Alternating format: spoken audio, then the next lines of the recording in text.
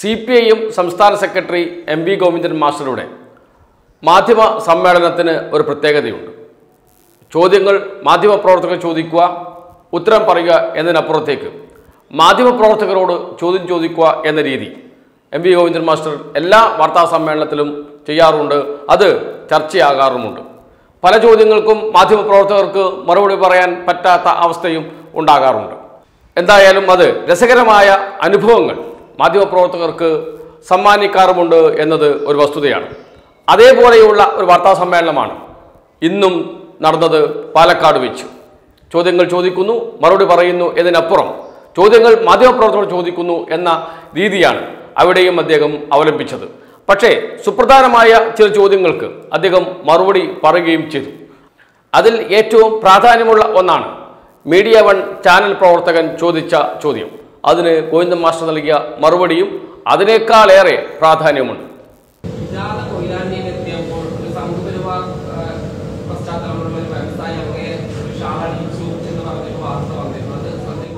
അറിയില്ല, അങ്ങനെ ഒരു സംഭവം നമ്മളറിയില്ല. ഇല്ല, വ്യവസായിക്ക് വരുന്നതിന് യാതൊരു കുഴപ്പമില്ല. ഏത് കോൺഗ്രസ് ആയാലും BJP ആയാലും ലീഗ് ആയാലും എത്ര ആൾ വന്നിട്ടുണ്ട്, അതിനെന്താ തകരാറ്? ഏത് രക്ഷാധികാരിയൊന്നും പ്രശ്നമില്ല. അയാൾ വ്യവസായിയാണോ, വ്യവസായം നടത്തുന്ന ആളാണെങ്കിൽ ഞങ്ങൾ വിളിച്ചു ചേർത്ത യോഗത്തിൽ പങ്കെടുക്കാൻ പറ്റും. 12 വന്നോട്ടെ, അത് കുഴപ്പമൊന്നുമില്ല. അത് നിങ്ങളെ അയത്തൊന്നുമില്ല ഞങ്ങൾക്ക് കേട്ടാ. നിങ്ങളെന്താ ഇതെന്നെ ഉദ്ദേശിക്കുന്നത്? കേരളത്തിൽ ജീവിക്കുന്നത് അല്ല, എന്താ നിങ്ങൾ ഉദ്ദേശിക്കുന്നത്? ആ ചോദ്യം ഇപ്പൊ ഈ ചോദ്യം ചോദിച്ചുകൊണ്ട് നിങ്ങൾ ഇത് മാത്ര മീഡിയമാണ്. എന്താ ജമാഅത്ത് ഇസ്ലാമി എന്താ നിങ്ങൾ ഉദ്ദേശിക്കുന്നത്? എന്താ ഞാൻ ചോദിക്കുന്നത്? നിങ്ങൾ ജമാഅത്ത് ഇസ്ലാം RSS ചർച്ച ചെയ്തതും ഞാൻ ആരോ ഒരാൾ നമ്മൾ വിളിച്ചു ചേർത്തിട്ടുള്ള ഈ സൗഹൃദ സംഭാഷണത്തിന്റെ ഭാഗമായിട്ട് വന്നു ചേർന്നും പകരം വെക്കാനാണോ നിങ്ങൾ ഉദ്ദേശിക്കുന്നത്?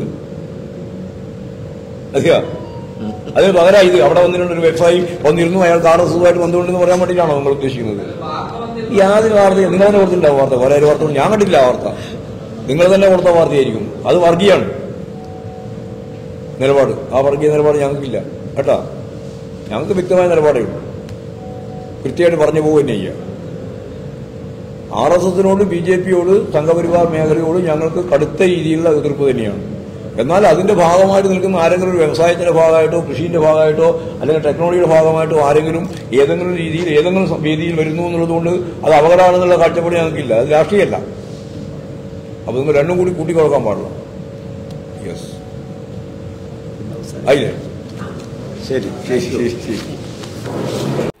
ത്രിപുര സ്വാഭാവികമായി ഇത്തരം വാർത്താ സമ്മേളനങ്ങളിൽ ചോദ്യങ്ങളായി ഉയരും. ചില ചോദ്യങ്ങൾ ഉയർന്നു വന്നപ്പോൾ അദ്ദേഹം കൃത്യമായ കണക്കുകൾ സഹിതം മറുപടി പറയുകയും ചെയ്തിട്ടുണ്ട്. അതോടൊപ്പം മാധ്യമപ്രവർത്തകരോട് Govindan മാസ്റ്റർ ചോദിച്ച മറ്റൊരു ചോദ്യവും കൂടിയുണ്ട്. ഇന്ത്യ ചർച്ച ചെയ്യേണ്ട വിഷയമാണത്, കേരളം ചർച്ച ചെയ്യേണ്ട വിഷയമാണത്. എന്തുകൊണ്ടാണ് രാഹുൽ ഗാന്ധി തെരഞ്ഞെടുപ്പ് പ്രചാരണത്തിന് ത്രിപുരയിൽ പോയില്ല എന്ന്? രാഹുൽ ഗാന്ധി മാത്രമല്ല, കോൺഗ്രസിന്റെ ഒറ്റ മുതിർന്ന നേതാക്കളും പോയില്ല എന്നത് ഒരു വസ്തുതയാണ്. പക്ഷേ രാഹുൽ ഗാന്ധി എന്തുകൊണ്ട് പോയില്ല എന്ന ചോദ്യം, ആ ചോദ്യം ഉയർത്തിയത് മാധ്യമപ്രവർത്തകർക്ക് മുന്നിലാണെങ്കിലും കേരളത്തിലെ കോൺഗ്രസുകാരുടെ മുന്നിലേക്കാണ്, ഇന്ത്യയിലെ കോൺഗ്രസുകാരുടെ മുന്നിലേക്കാണ്.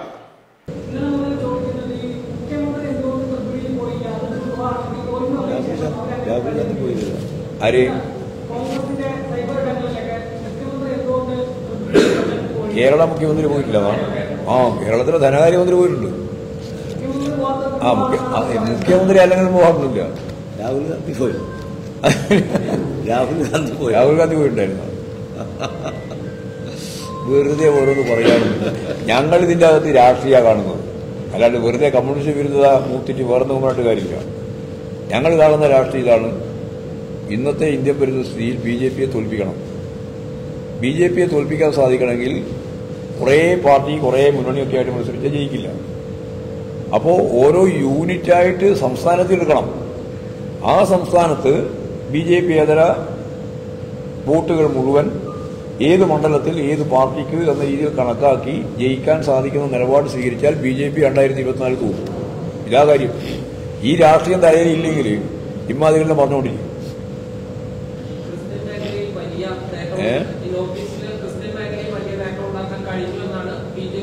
BJP ആവശ്യപ്പെടുന്നത്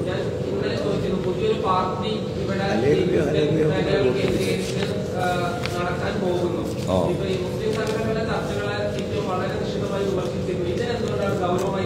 ഞങ്ങളതും ഗൗരവത്തിൽ തന്നെയാണ് കാണുന്നത്. പക്ഷേ ഇല്ലാത്ത കാര്യം വെറുതെ പറഞ്ഞിട്ട് കാര്യമുണ്ടോ? നിങ്ങൾ ചോദിക്കുന്ന ഒരു ചോദ്യമല്ലല്ലോ പ്രശ്നം. അങ്ങനെ ഒരു വസ്തുനിഷ്ഠ യാഥാർത്ഥ്യം ഇല്ലാതെ ഒരു ഊഹാപോഹത്തെ അടിസ്ഥാനപ്പെടുത്തിയിട്ട് ഇതിന് മറുപടി പറയാൻ പറ്റുമോ? നേരെ മറിച്ച് ജമാഅത്ത് ഇസ്ലാമിയും അതുപോലെ തന്നെ RSSും തമ്മിലുള്ള ചർച്ച ഉള്ളതാണ്. ആ ഉള്ള ചർച്ചയെ സംബന്ധിച്ചാണ് ഞങ്ങൾ നിശ്ചിതമായിട്ട് അവരോട് ചോദ്യങ്ങൾ ഉന്നയിക്കുകയും അവർ കൃത്യമായിട്ട് മറുപടി പറയാതിരിക്കുകയും ചെയ്യുമ്പോൾ അത് ആവർത്തിക്കുകയും ചെയ്യുന്നത്. ഇവിടെ ക്രിസ്തീയ മേഖലയിൽ RSS BJP പിടിമുറുക്കാനുള്ള ശ്രമമുണ്ട് എന്ന് എല്ലാവർക്കും അറിയാം. പക്ഷെ മൂർത്തമായിട്ട് അങ്ങനൊരു സംഭവം നടക്കാത്തിടത്തോളം കാലം നമ്മളൊരു ചോദ്യം ചോദിക്കുന്നു, അതിനെങ്ങനെ അവരോട് പറയാം? പേര് വരെ പറഞ്ഞിട്ട് വല്ല കാര്യമുണ്ടോന്നും ഞാൻ നേരത്തെ പറഞ്ഞല്ലോ. പേര് വരെ പറഞ്ഞിട്ട് കാര്യമില്ല, അവൻ ആയിട്ടില്ലല്ലോ. ആവാൻ വേണ്ടിയിട്ട് അവർ ശ്രമിക്കുന്നുണ്ട് എന്നുള്ളത് ശരിയാണ്. പക്ഷെ കേരളത്തിലെ ക്രൈസ്തവ ജനവിഭാഗത്തിന്റെ ഇടയിൽ RSSന് സ്വാധീനം നേടാനാവുക എന്നുള്ളത് വളരെ പ്രയാസമാണ്. ഞാൻ ഇന്നലെ തന്നെ പറഞ്ഞു, 75 വർഷക്കാലത്തിന്റെ ചരിത്രത്തിൽ 2 or 3 പ്രാവശ്യമാണ് ഡൽഹിയിൽ അവർ ശക്തിയായിട്ട് പ്രതിഷേധിച്ചത്. ആ ഒരു പ്രതിഷേധം നടന്നത് ഇതിനിടെയാണ്, ചില ദിവസങ്ങൾക്ക് മുമ്പാണ്. അത് BJPയുടെ 21 സംസ്ഥാനങ്ങൾ നടന്നുകൊണ്ടിരിക്കുന്ന വലിയ കടന്നാക്രമണങ്ങളെ സംബന്ധിച്ചാണ്. അതിൽ ഏറ്റവും പ്രധാനപ്പെട്ട ഒരു കേന്ദ്രം, ഏതാണ്ട് 600ഓളം കേന്ദ്രങ്ങളിലാണ് വലിയ കടന്നാക്രമണം നടന്നു എന്ന് അവർ പറയുന്നത്. പള്ളി ആക്രമിച്ചു, അതുപോലെ തന്നെ മതപരിവർത്തനത്തിന്റെ പേരിൽ ആളുകളെ അടിച്ചോടിച്ചു, ആയിരക്കണക്കിന് ആളുകൾക്ക് പലായനം ചെയ്യേണ്ടി വന്നു. ഇങ്ങനെയെല്ലാം ഉള്ള പ്രശ്നങ്ങൾ പറഞ്ഞിട്ടുണ്ട്. 21 ജില്ലയുമായി ബന്ധപ്പെട്ട് സംസ്ഥാനമായിട്ട് ബന്ധപ്പെട്ട് പറഞ്ഞിട്ടുണ്ട്. അപ്പോൾ സ്വാഭാവികമായിട്ടും അത്തരത്തിലുണ്ടാകുന്ന പ്രശ്നങ്ങളെ നല്ലതുപോലെ മുസ്ലിം സംഘടനകൾ, വിഭാഗങ്ങൾ 10-80ഓളം ചേർന്നുകൊണ്ടാണ്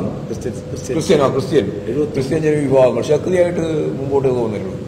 അപ്പോൾ അത് പെട്ടെന്ന് തന്നെ ഈ RSSുമായിട്ട് ചേർന്ന് മുമ്പോട്ടേക്ക് പോകാൻ കഴിയുന്നൊരു പശ്ചാത്തലത്തിലല്ല കേരളത്തിലായാലും പൊതുവെ സഭകളും അതുപോലെ തന്നെ ക്രിസ്തീയ ജനവിഭാഗങ്ങളും.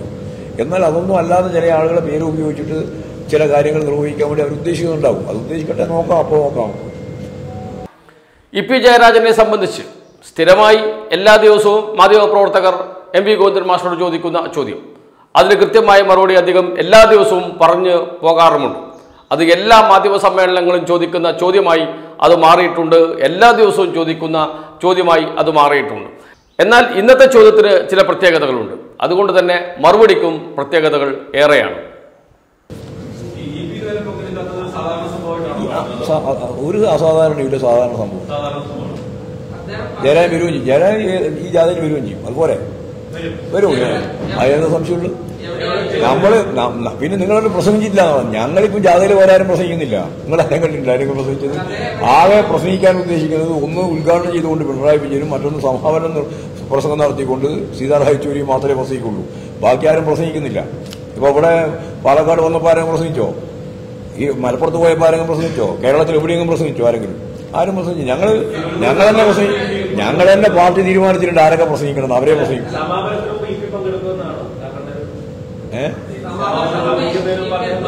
അത് സമാപനായിരുന്നു കുഴപ്പം.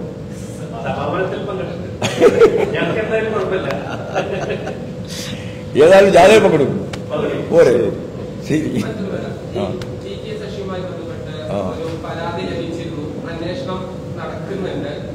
അത് നിങ്ങൾ തന്നെ ഉണ്ടാക്കിയല്ലേ വാർത്ത? അല്ല, അത് സംഭവമില്ല. അതുപോലെ നിങ്ങളോരോ വാർത്ത കൊടുക്കുന്നു, നിങ്ങൾ തന്നെ ചോദ്യം ചോദിക്കുന്നു. അതിന് വേറെ ഞങ്ങൾക്ക് ഉത്തരവാദിത്വം. ഒരന്വേഷണത്തിൻ്റെയും പ്രശ്നമില്ലാന്ന്. പാർട്ടിക്കകത്ത് ജില്ലാ കമ്മിറ്റിയിൽ, ഏരിയ കമ്മിറ്റിയിൽ, ലോക്കൽ കമ്മിറ്റിയിലൊക്കെ നിരവധിയായ കാര്യങ്ങൾ സംബന്ധിച്ച് ചർച്ച ചെയ്യും. ആ ചർച്ച ചെയ്യുന്ന രീതി വെച്ചിട്ട് അതൊക്കെ പത്രത്തിന്റെ ഭാഗമായിട്ട് ഓരോന്നോരോന്ന് വിശദീകരിക്കുന്നത് നമ്മളാരാ ഉത്തരവാദി പറയേണ്ട കാര്യം? നമുക്കതിൽ ഭയമില്ല. ഞാൻ ഉറപ്പിച്ച് പറയാം, CPIMന്റെ വാർത്തയായിട്ട് നിങ്ങൾ പുറത്തു കൊണ്ടുവന്ന് കൊടുത്തുകൊണ്ടിരിക്കുന്ന ഒരു വാർത്തയോടും ഈ പാർട്ടിക്ക് ലേശം ഭയമില്ല. കാരണം ഞങ്ങൾ പാർട്ടിക്കകത്ത് കൃത്യമായ തെറ്റുതിരുത്തൽ പ്രക്രിയയ്ക്ക് വേണ്ടി കേരളത്തിലുടനീളമുള്ള ആയിരക്കണക്കിന് ലോക്കൽ കമ്മിറ്റികളും അതുപോലെ തന്നെ 100 കണക്കിന് ഏരിയ കമ്മിറ്റികളും എല്ലാ 14 ജില്ലാ കമ്മിറ്റികളും ചേർന്നുകൊണ്ടിരിക്കുകയാണ്. ചേർന്ന് ആവശ്യമായ നിലപാട് സ്വീകരിക്കുന്നതാണ്. അപ്പോൾ അതിന്റെ ഭാഗമായിട്ട് അവിടെ ഇതുണ്ട്, ഇവിടെ ശശിയുണ്ട്, അവിടെ ജയരാജനുണ്ട്, ഇവിടെ ഇപ്പുറത്ത് കുഞ്ഞിരാമനുണ്ട് എന്ന് പറഞ്ഞൊരു കാര്യമില്ല. ഞങ്ങൾ ഈ കേരളത്തിലെ മുഴുവൻ പാർട്ടി ഘടകത്തിന്റെ അകത്തും ആയിരക്കണക്കിന് ബ്രാഞ്ച് ഉൾപ്പെടെ അതുപോലെ തന്നെ 100 കണക്കിന് ലോക്കൽ കമ്മിറ്റികളിലും എല്ലാം ഞങ്ങൾ ഈ ചർച്ച നടന്നുകൊണ്ടിരിക്കുകയാണ്. ഇനി നടത്തും. ഇതൊരു ദിവസത്തേക്കുള്ളതല്ല, ഒരു കൊല്ലത്തേക്കുള്ളതല്ല, തുടർച്ചയാണ്. പോരെ, ഇനി എന്താ പറയാനുള്ളത്? വെറുതെ ആവശ്യമില്ലാതെ ചർച്ച ഇങ്ങനെ തുടങ്ങണ്ട. പല സ്ഥലത്തുണ്ടാവും. ഒരുപാട് ചോദ്യം ചോദിച്ചിട്ടുണ്ട്, പലതും നടപടി എടുത്തിട്ടുണ്ട്. ഇനി നടപടി എടുക്കും. ഇന്നലെ ചോദിച്ചിട്ടുണ്ടോ അവിടെ ജാഥേന്റെ പേരിൽ ഫണ്ട് പിരിക്കാൻ പുറപ്പെടുന്ന നടപടി എടുത്തല്ലോ. ഇന്ന് പോയിക്കൊള്ളുന്നില്ലേ? ആവശ്യമായ നിലപാട് സ്വീകരിക്കും. അതാണ് ഞങ്ങളുടെ പാർട്ടിയുടെ നിലപാട്. ഒന്നും സംഭവിക്കില്ല എന്നല്ല, പലതും സംഭവിക്കാനിടയുണ്ട്. അതാണ് ഞങ്ങൾ പറയുന്നത്. ജീർണത പലതും അരിച്ചു കയറാൻ സാധ്യതയുണ്ട്. പക്ഷേ ശരിയായ നിലപാട് സ്വീകരിച്ച് പാർട്ടി മുമ്പോട്ടേക്കും.